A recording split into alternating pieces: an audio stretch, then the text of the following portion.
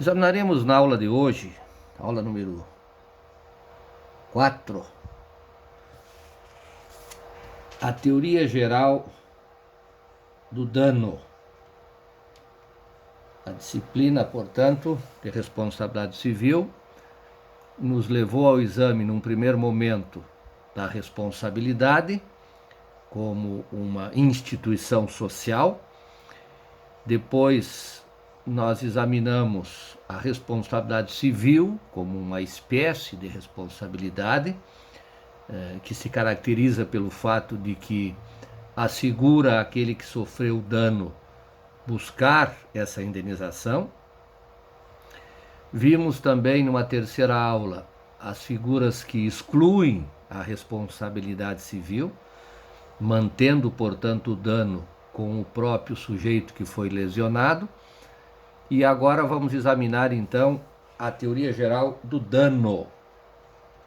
Da mesma maneira que nas aulas anteriores, iniciamos com aspectos introdutórios, examinamos alguns aspectos teóricos doutrinários relevantes, mais importantes para compreendermos esta figura jurídica chamada dano, e finalmente vamos às atividades de estudo dirigido com um questionário de fixação, com uma síntese individual da videoaula e também um estudo de caso concreto contemporâneo, ilustrando a temática examinada na aula, que será examinada na aula de hoje. Como aspecto introdutório, o que devemos aqui destacar? Como vimos nas aulas anteriores, a responsabilidade ela deve ser vista como uma instituição social e, neste caso, serve como um meio para a orientação da vida em coletividade, para determinar os comportamentos, as maneiras, as formas, aquilo que se pode e não se pode fazer no ambiente social, no ambiente do mundo cultural. E a responsabilidade civil, uma espécie de responsabilidade que, portanto, vai materializar essas opções existenciais, comportamentais, assegurando que aquele que eventualmente se desgarra dessas exigências comportamentais e provoca dano a terceiro, vai então estar sujeito a indenizar esse dano pecuniariamente, financeiramente, economicamente. Então isso é importante que fique assentado, que a responsabilidade civil é uma forma de pacificar os conflitos, de resolver os dilemas sociais que brotam de comportamentos inadequados, geradores de dano. De outro lado, o ser humano deve ser protegido naquilo que ele é e naquilo que ele tem. Então, nós precisamos verificar como que a ordem jurídica trata o ser humano, o que reconhece nele e para ele. Sabemos que o ser humano, no nosso sistema jurídico, é tido como um sujeito de direito. Recebe, portanto, da ordem jurídica aquilo que nós chamamos de personalidade jurídica.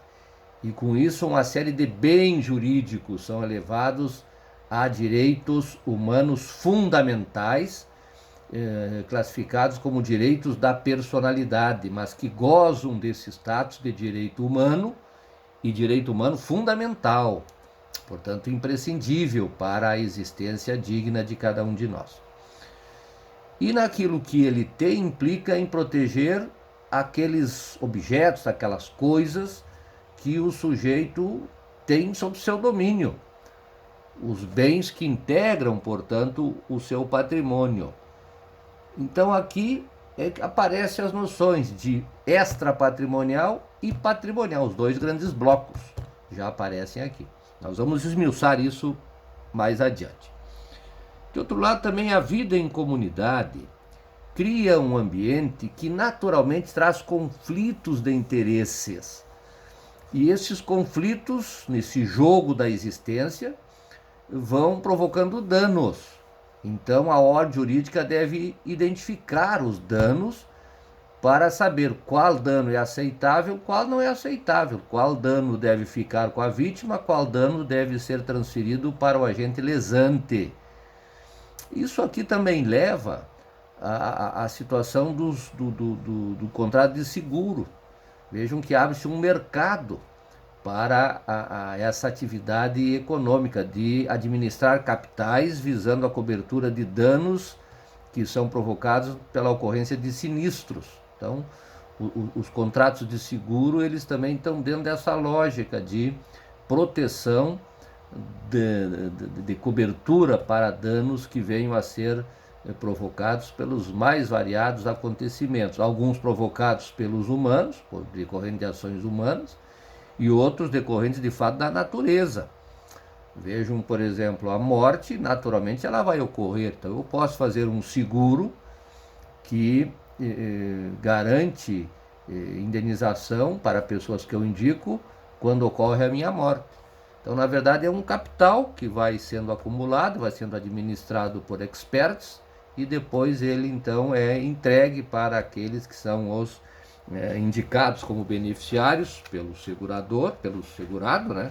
Ou então, de acordo com a ordem sucessória. Então, eis aqui a necessidade de identificarmos os danos, o que são danos, como se caracterizam, como se apresentam, como são encontrados e uma série de elementos importantes que nós vamos ver mais adiante. Alguns textos legais básicos importantes aqui. Vejam que também nesse tópico sobre danos, nós vamos observar que a nossa Constituição, ela recepcionou a matéria. Ela trouxe para dentro do seu texto regulação sobre a questão do dano. Vejam ali o artigo 5º da Constituição. A cabeça do artigo assegura uma série de bens, dizendo que há uma igualdade, todos são iguais perante a lei, sem qualquer distinção. E há então a proteção de que direitos? Proteção da vida, a vida como um bem jurídico. Proteção da liberdade, proteção da igualdade, proteção da segurança, proteção da propriedade. Então, o que nós observamos aqui no artigo 5º da Constituição da República Federativa do Brasil, já é essa indicação de que todo ser humano tem essas prerrogativas de ver protegido esses bens ali listados, iniciando com a vida, indo à liberdade, à igualdade, à segurança e também à propriedade. Depois o inciso 5 diz, é assegurado o direito de resposta proporcional ao agravo, além da indenização por dano material, moral ou à imagem. Vejo então já uma previsão de que se agredir o ser humano naquilo que ele é, vejam, assegurado o direito de resposta proporcional ao agravo, então alguém foi agredido por via de algum tipo de meio de comunicação, de divulgação, de informação, e esse indivíduo agredido pode não só dar a resposta pelo mesmo meio, sob responsabilidade expensas do lesante, e além disso o dano que ele sofreu, o lesionado sofreu, terá que ser indenizado. O inciso 10 também prevê ali, são invioláveis a intimidade, a vida privada, a honra, a imagem, assegurar direito à indenização pelo dano material ou moral. Vejam, de novo, a proteção da pessoa naquilo que ela é, na sua integridade física, na sua integridade espiritual, na sua integridade moral, na sua integridade, portanto, completa. Protege-se o corpo, protege-se parte do corpo, protege-se a imagem, protege-se a honra, protege-se a vida privada, a intimidade, protege-se também a integridade intelectual de todos os seres humanos. Então, esses textos da Constituição são, então, claramente reguladores desta proteção, dizendo então que existem esses danos e que eles devem ser identificados para que se possa saber qual é o valor a ser indenizado. Depois temos o Código Civil, A Lei 10.406, os artigos que nós já indicamos devem ser lidos, porque neles estão também esses elementos. E o Código de Processo Civil, que trata então da ação da indenização e que regula todo o processo civil e também os procedimentos que estão disponibilizados para a busca da indenização. Isso significa que esses textos devem ser lidos: o Estatuto da Constituição, o Estatuto Civil e o Estatuto de Processo Civil. Devem ser examinados, devem ser lidos por todos nós. Vamos ver aqui então a teoria fundante sobre danos. Começamos com a definição. O que é dano? Dano é o resultado da agressão a um direito extrapatrimonial ou patrimonial que assegura ao titular do direito lesionado a pretensão a uma indenização. Aqui listei vários conceitos que a doutrina apresenta, mas o que se percebe aqui claramente é que o dano ele é resultado de uma ação ou uma não ação, uma omissão daquele que deveria agir. Então, o dano sempre será um prejuízo, será uma situação em que teremos uma agressão ao direito de alguém, uma diminuição dessa existência de alguém ou do patrimônio desse alguém que é o lesado. Então é nesse sentido que os conceitos são construídos. Vejam ali, dano é a lesão a qualquer bem jurídico, bem sintetizada essa definição. O último, dano é o prejuízo provocado em virtude do ato de outrem que causa diminuição extrapatrimonial ou patrimonial. Então, os doutrinadores têm essa preocupação de, ao conceituar, procurar deixar claro que o dano ele traz uma situação de ferimento a direito e é provocado, é realizado, é feito por terceiro. Portanto, aqui não estamos a examinar o dano autoprovocado, embora também, claro, pode ser inserido na noção de dano. Muito bem, então eis a definição do que seja dano: aquilo que resulta quando ocorre uma violência, uma agressão a um direito, e na medida em que isso se verifique, se assegura que aquele que foi lesado, ele poderá pretender uma indenização, desde que demonstre então aqueles elementos exigidos para que o lesante seja condenado a lhe reparar ou compensar. Vamos ver aqui aspectos sobre a importância da precisão do dano. O que queremos dizer aqui nesse tópico 2.2? Há um princípio que viceja, que atua na responsabilidade civil, que é o princípio da indenização integral. O que quer dizer isso? Quer dizer que aquele que sofreu um dano, ele não sendo o responsável, não tendo concorrido para essa situação, tem que ser indenizado integralmente. Tem que ser reposto no seu statu quo ante.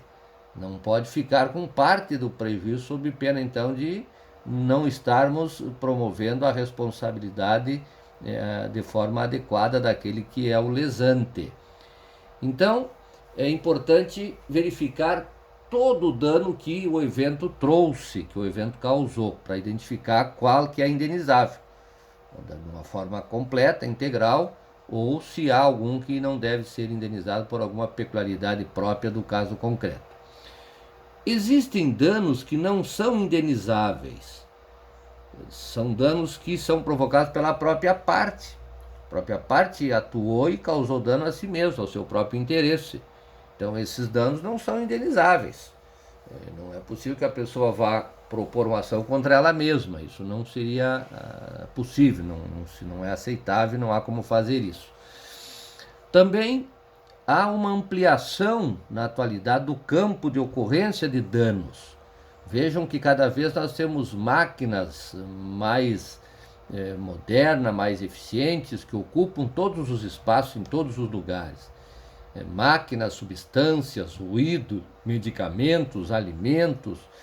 São situações, portanto, que são criadoras de potenciais danos ao consumir um produto, um líquido, uma substância que foi misturada, não foi adequadamente preparada, cuidada, podemos ter situações de sofrimento, de prejuízo à nossa saúde, à nossa integridade física, medicamentos que têm efeitos adversos também, substâncias perigosas, temos situações de poluição de toda ordem no meio ambiente, poluição sonora, poluição visual.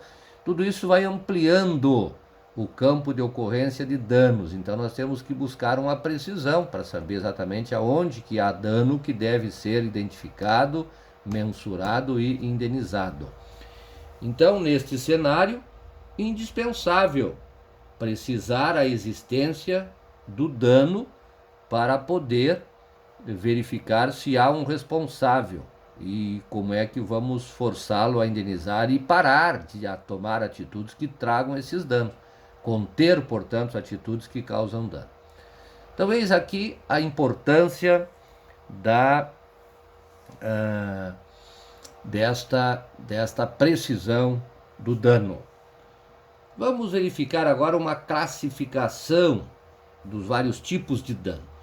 A classificação é importante porque ela vai orientar as chances de termos aquele dano indenizado, a forma de calcular, de chegar ao valor, a obrigação de quem é que prova a existência daquele dano, se há uma situação de presunção de existência de dano, sem que tenha que se comprovar esse dano de forma real. Então, isso que nós vamos ver agora na classificação, examinando esses vários critérios que eu aqui destaquei, porque julgo relevantes para o estudo da nossa matéria. Primeiro critério aqui, quanto à indenizabilidade. Aqui nós temos duas situações. O dano indenizável, aquele dano, portanto, verdadeiro, que ocorre, que é tido como algo que é prejudicial, mas também há aquilo que se chama de aborrecimento, de dissabor. Vejam aqui o STJ, né, Superior Tribunal de Justiça, quando examina o dano extrapatrimonial, aqui chamado moral, diz ali numa ementa que não cabe indenização por dano moral quando o fato narrado está no contexto de mero dissabor, sem humilhação, perigo, abalo à honra e à dignidade do autor. Então, há situações em que os tribunais e a doutrina dizem que algumas ocorrências na nossa vida que nos causam aborrecimento, dissabor, não são indenizáveis.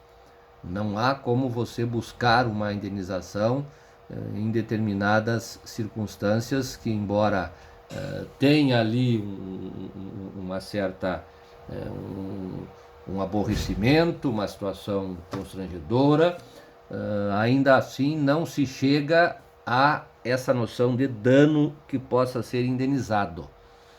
Então, é isso que temos que verificar nos casos concretos. Se aquela situação é mero dissabor ou se aquela situação é de fato dano. Essa primeira classificação é fundamental. Quando você se depara com um caso concreto, de fazer a adequada leitura se há ou não a presença do dano, sob pena da ação ser julgada improcedente. Um outro critério diz respeito à licitude.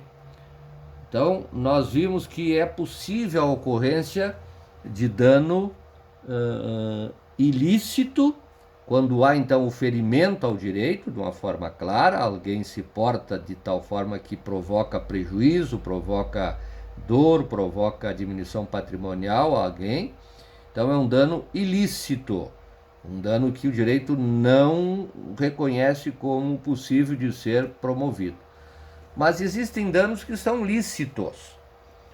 Então, o dano lícito, geralmente, ele não é indenizável, porque o dano lícito ele decorre do exercício do direito por parte de alguém. Mas existem situações em que o legislador entende que há possibilidade, mesmo de sendo um dano lícito, de se obrigar à indenização por parte de quem agiu e causou dano, e depois ele então poderá, por via da ação de regresso, recompor então aquele valor que teve que despender para indenizar. Se aproxima aquela ideia que nós examinamos lá no caso do estado de perigo, examinamos na aula passada. Mas o certo é que cada vez mais, na medida que se quer uma sociedade segura, uma sociedade em que as pessoas não fiquem prejudicadas e tenham que suportar danos para os quais não concorreram, se caminha para a chamada objetivação da responsabilidade. Portanto, não se discute mais a ilicitude ou a licitude, mas sim a existência do dano e identificando o evento causador, para daí então responsabilizar objetivamente alguém que venha a recompor esses interesses atingidos do lesado. Quanto à fonte do dever primário violado, o que nós temos aqui então quanto a esse critério? O dano pode ser um dano extranegocial ou pode ser um dano negocial. O dano extranegocial é aquele dano chamado aquiliano. É quando o dever primário violado foi um comando legislativo, um comando legal. O indivíduo tinha que se comportar de uma certa forma, não se comportou, portanto, causou dano a alguém. Esse dano é extranegocial, é um dano aquiliano.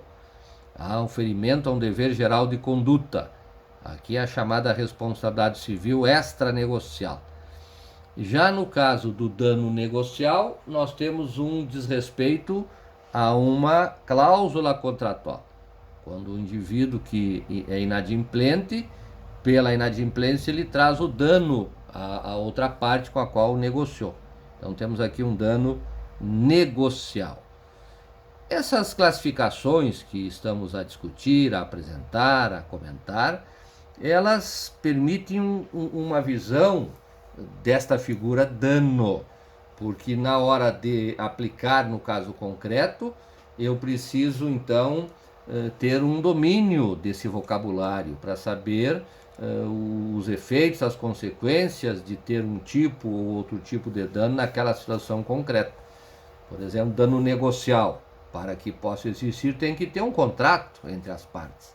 As partes têm que ter celebrado uma convenção entre elas, porque aí haverá o inadimplemento. Se não há violação à cláusula contratual, não há dano negocial. Então aqui a parte que vai buscar a indenização tem que comprovar, tem que demonstrar que há uma cláusula contratual e ela lhe assegurava determinado direito que a outra parte não adimpliu, não realizou, não pagou. Um outro critério classificador do dano, quanto à forma como lhe chega à vítima, a forma como alcança a vítima. Aqui nós temos o dano direto, portanto ele chega diretamente na vítima, no lesionado, seja na integridade física, na integridade moral ou mesmo no patrimônio do lesionado. Mas também podemos ter um dano indireto, também chamado de reflexo por ricochete, ou também, no caso de ser extrapatrimonial, a chamada perda afetiva. Então, o que caracteriza aqui essa classificação? O dano indireto é quando alguém sofreu uma agressão e esta agressão causada a esse indivíduo, ela vai ricochetear em outros. Então, quando há morte, por exemplo, de uma pessoa integrante de um grupo familiar, todos nós estamos integrantes de um grupo familiar. Alguns têm uma família mais ampla, outros menor, mas vamos supor a perda de um filho, a perda de um pai, a perda da mãe, num acidente em que eu possa responsabilizar alguém. Ali haverá um dano que é direto, aquele que foi então ferido, pode morrer, pode ficar em situação de coma, uma situação vegetativa. Então aqui nós vamos verificar que há um dano direto a uma vítima, mas também há um dano indireto, que atinge outras vítimas. Então aqui nós temos chamado dano reflexo, dano por ricochete, que pode ser tanto patrimonial quanto extrapatrimonial.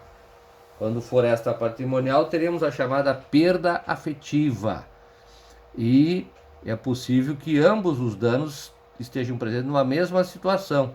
A perda afetiva e também a perda do sustento material, o que vai demandar então a fixação de alimentos indenizatórios.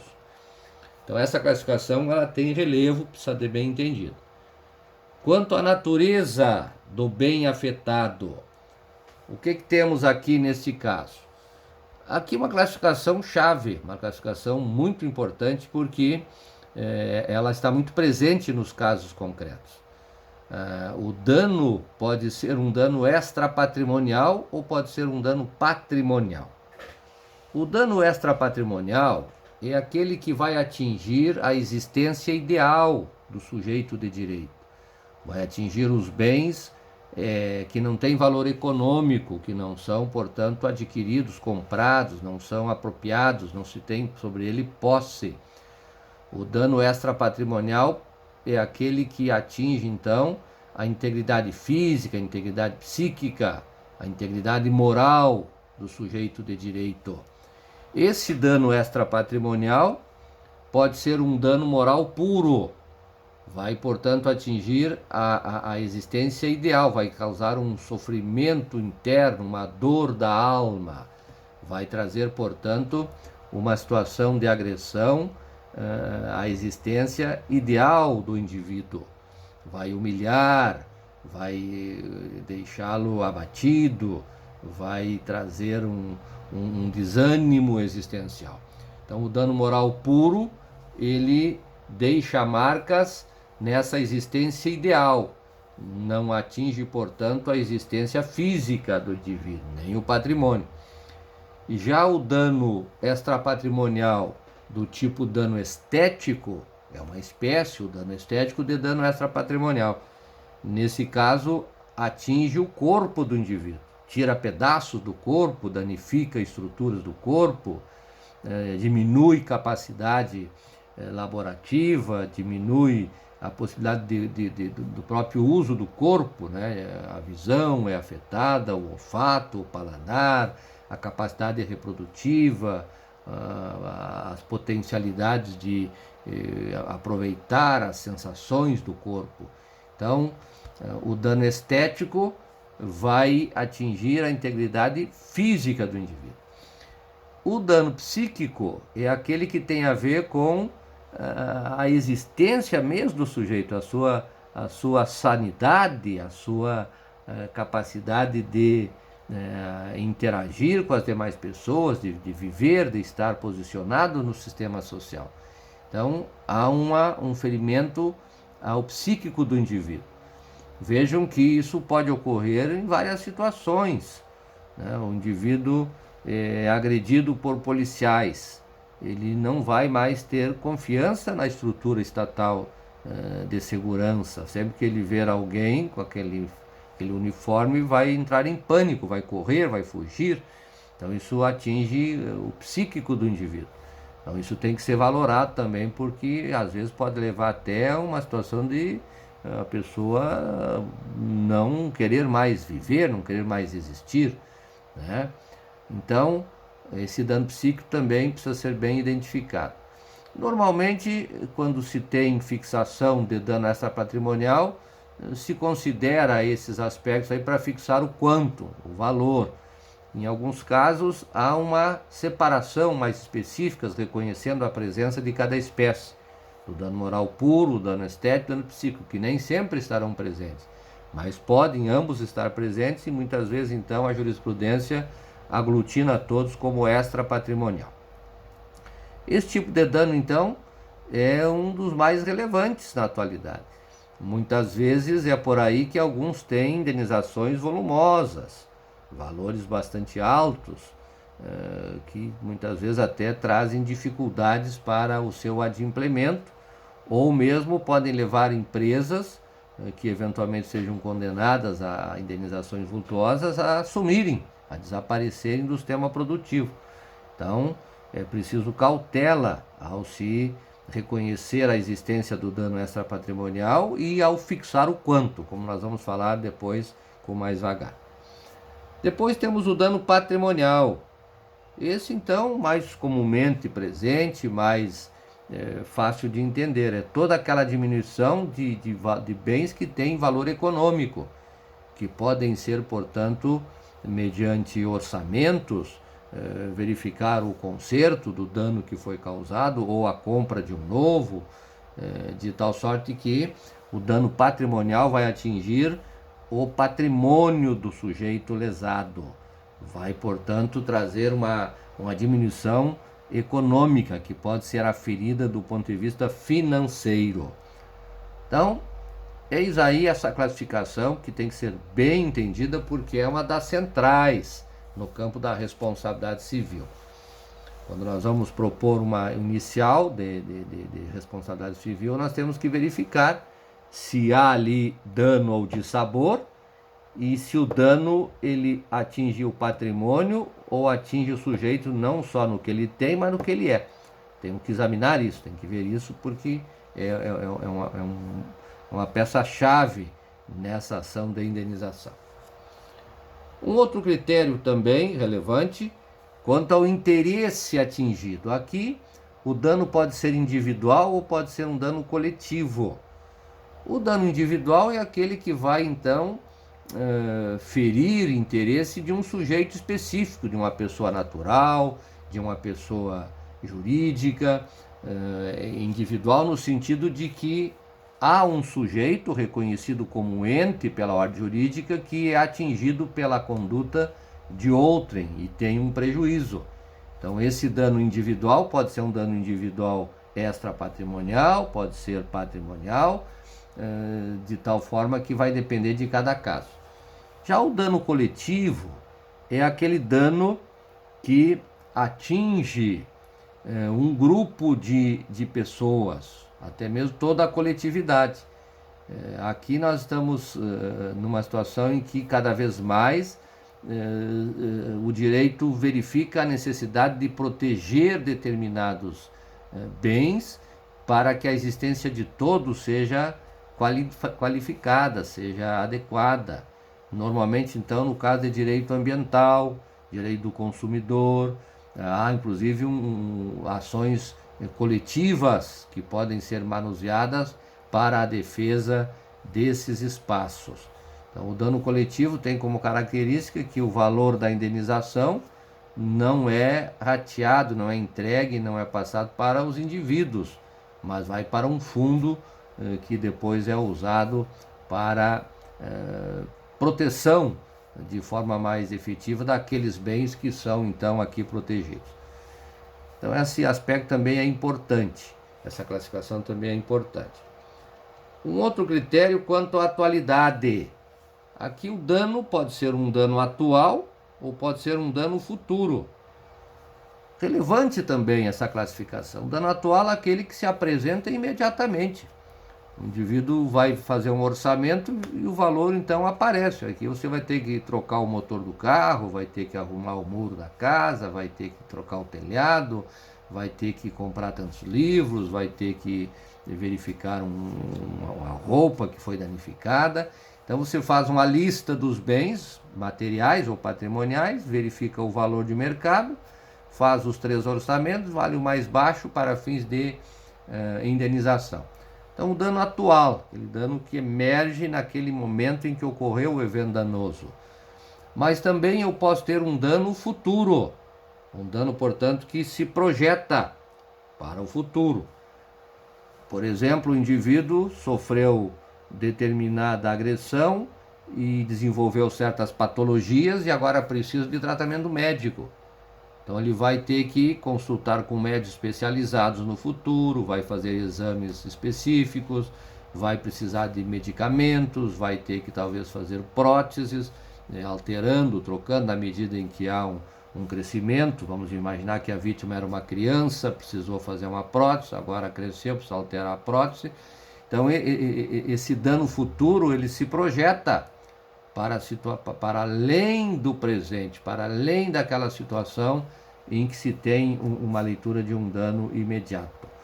E é importante identificar porque tem que ser pedido na ação. Se não for pedido na ação da indenização, depois não é possível discutir de novo. Se não foi ali solicitado, não há como se voltar a essa questão num outro momento. Embora o direito processual às vezes nos surpreende com certas teses, né?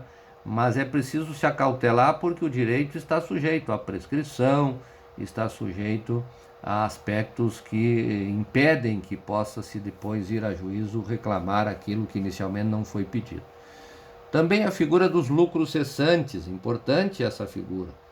Vejam, por exemplo, casos em que há uma situação de um estabelecimento comercial que teve que fechar, vai ficar um tempo sem poder fazer as suas operações negociais, um taxista que ganhava uma renda, o seu táxi agora tem que ficar no conserto, vai deixar de oferir aquele valor. Então, os lucros cessantes também devem ser requeridos, solicitados e comprovados, demonstrados na inicial por aquele que pede, que solicita, que requer, então, esse tipo de indenização. Depois, um outro critério que eu anotei no 238, quanto à potencialidade. Vejam que esses critérios que eu arrolei, que eu anotei, pessoal, eles se destinam a uma análise do tema dano. Portanto, quando falamos de doutrina, de teoria, nós estamos falando de propostas argumentativas, sistematizadoras da temática, que podem ser úteis ou não.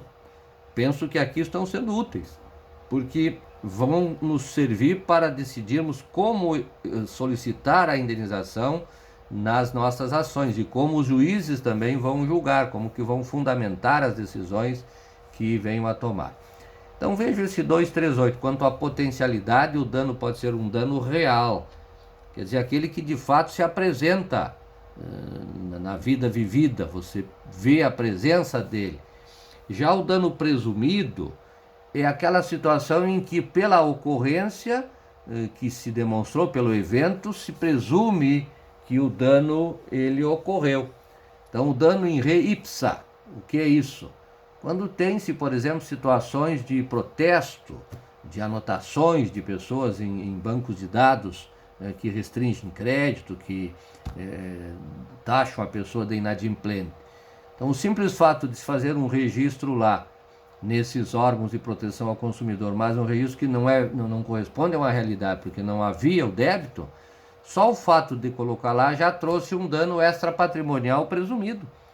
Porque mesmo o indivíduo não vai ter que provar que alguém foi lá, pegou uma certidão e depois veio lhe perguntar como é que é, você não paga as suas contas, a lista tá lá teu nome naquela lista de inadimplente.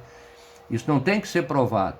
Só o fato de se colocar lá e não haver uma razão que justifique o nome da pessoa estar anotado como inadimplente, se houve ali um erro, uma imprecisão, já temos aqui então um dano extrapatrimonial presumido in re ipsa, quer dizer, em razão do evento. Também temos a figura da perda de uma chance. Outra situação interessante, o que é a perda de uma chance? É quando não se faz algo e isso pode trazer uma consequência para o lesado. Nós vimos numa aula passada uma jurisprudência que tratava da questão do recolhimento das células embrionárias para tratamento de saúde no futuro. Não foi feito o recolhimento, havia um contrato e, portanto, ali se entendeu que há responsabilidade por dano pela perda de uma chance para um futuro tratamento médico porque aquelas células não foram recolhidas. Mas são N as situações em que isso pode ocorrer. Vejam, por exemplo, o indivíduo contratou um jockey lá para guiar um cavalo que tem chance de ser campeão naquela corrida. O jockey não aparece, não vai, está por alguma razão. Perdeu uma chance o dono do cavalo, porque se o cavalo fosse adequadamente conduzido por aquele que foi contratado para isso, havia uma chance de ganhar aquele prêmio. Então, notem que essa lógica da perda de uma chance ela é muito importante que nós entendamos, porque ela é útil nos casos concretos. Então, é isso aí a classificação. Vamos aqui para o item 3 rapidamente sobre liquidação do dano. Aqui, então, as seguintes explicações se fazem necessárias. Primeiro, quando o dano é patrimonial, a liquidação se torna mais fácil. Por quê? Porque eu vou ter orçamentos, identificando, descrevendo qual é o bem material que foi danificado e quanto custa para recompô-lo, seja consertando, seja comprando um novo. Agora, o dano extrapatrimonial, esse tem que ser arbitrado. Então, ele é arbitrado segundo uma série de critérios, uma série de percepções que os juízes analisam. Vejam, por exemplo, então, o STJ tem utilizado um chamado método bifásico para identificar esses danos extrapatrimoniais. Inicialmente, então, numa primeira etapa, se reconhece que há um dever de indenizar dano extrapatrimonial, se verifica a presença na situação concreta, e depois, então, se estabelece um valor básico para a indenização, considerando os precedentes já existentes de fixação de valores para aqueles casos. E numa segunda etapa, então, são avaliadas outras situações para se ter, então, o valor adequado. Então, se vê a gravidade do fato, a culpabilidade do agente, a culpa concorrente, a condição econômica das partes, até chegar a um montante que se julgue adequado. É sempre um problema isso, porque se fixar um valor que o indivíduo lesante não puder pagar, na verdade de nada valeu essa decisão, porque o dinheiro não vai surgir do nada. E nós não podemos escravidar as pessoas para o pagamento de dívidas. Também não podemos deixar as pessoas sem um patrimônio mínimo existencial. De tal sorte que a fixação do valor, do quanto no dano extrapatrimonial deve ser sempre feita de forma módica e realista, não enriquecendo aquele que sofreu o dano, porque se ele não tinha uma riqueza e agora sofreu uma violência, esta violência não pode ser uma causa de enriquecimento.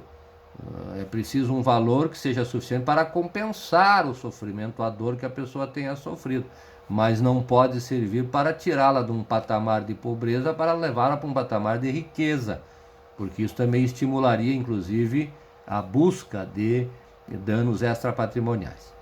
Então, aqui nesse item, o que temos são esses aspectos: como fixar o valor, a questão da correção monetária, então, tem que se assegurar desde o momento em que foi ou se deu o evento danoso ou foi fixado o valor da indenização, e também os juros moratórios devem ser assegurados, chamados juros legais, para garantir a indenização adequada.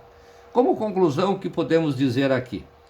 O dano é um elemento essencial na responsabilidade civil. Portanto, identificá-lo, saber exatamente qual é a sua intensidade, qual é a sua extensão, fixar o seu valor e garantir o seu adimplemento é a medida que se impõe. E é isso que aqui nós estudamos e propusemos, entendendo que o exame da matéria, da forma como foi feita, nos permite visitar o tema, pelo menos. Aqui acrescentamos, então, material bibliográfico sobre esse tema, que vocês devem fazer, então, a leitura. Devem também acessar pela nossa plataforma os periódicos da RT, que estão disponibilizados para acesso para todos os nossos alunos. E vamos, então, agora para a atividade de estudo dirigido. Vamos fazer, então, o nosso questionário de fixação, acessando, então, a comunidade virtual, o ícone questionário e o link questionário da aula 4. Bons estudos a todos!